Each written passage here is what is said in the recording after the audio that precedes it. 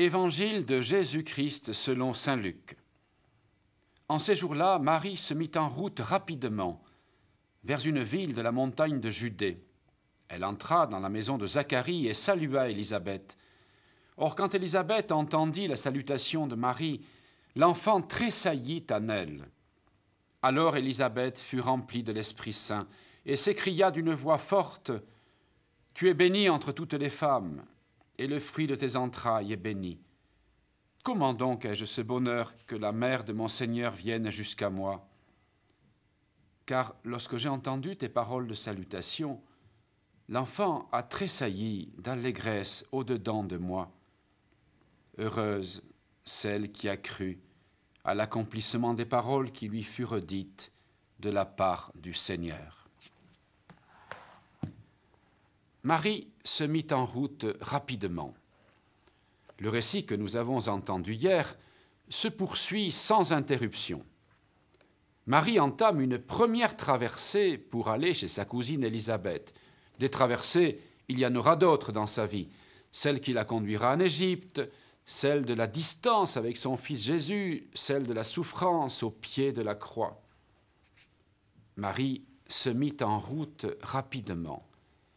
Peut-on penser qu'elle avait hâte d'informer sa cousine sur ce qui venait de lui être dit, non seulement à elle, mais sur Élisabeth.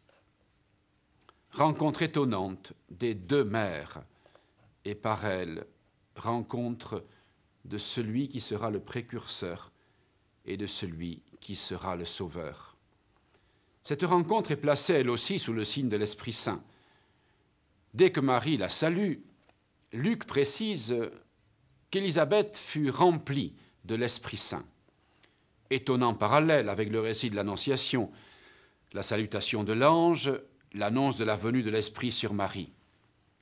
Comment ne pas comprendre ici que Marie et Élisabeth sont l'une comme l'autre, l'une et l'autre, ensemble, sur le même plan, ensemble, enveloppées par la mystérieuse volonté de Dieu.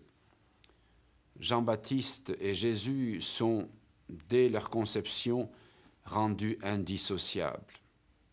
Celui qui préparera la voie et celui qui sera la voie. Celui qui annoncera et celui qui accomplira. Celui qui s'effacera et celui qui rayonnera de toute la lumière de Dieu. Nombreux sont ceux qui ont commenté cette rencontre entre les deux mères, qui est en fait celle entre leurs deux enfants. Ces enfants devant lesquels elles s'effaceront l'une et l'autre pour que leur mission soit accomplie. Mais ici, celle qui parle, c'est Élisabeth. Elle sait dans son cœur que la première à avoir cru à la parole dite de la part de Dieu, c'est Marie. Elle sait que si sa joie est grande d'avoir un fils alors qu'elle ne l'attendait plus, la plus grande sera bientôt celle de tout un peuple, la plus grande joie de tout un peuple qui accueillera son Seigneur et son Sauveur. Rien n'est impossible à Dieu, disait l'ange dans le récit médité hier. C'est bien au cœur de cette visite de Marie à Élisabeth que cette affirmation prend tout son sens et qu'elle nous interpelle là où nous sommes. Pouvons-nous reconnaître Marie comme celle qui nous visite en permanence? Pouvons-nous lui dire, comme le fit Élisabeth, « Heureuse celle qui a cru à l'accomplissement des paroles qui lui furent dites de la part du Seigneur ».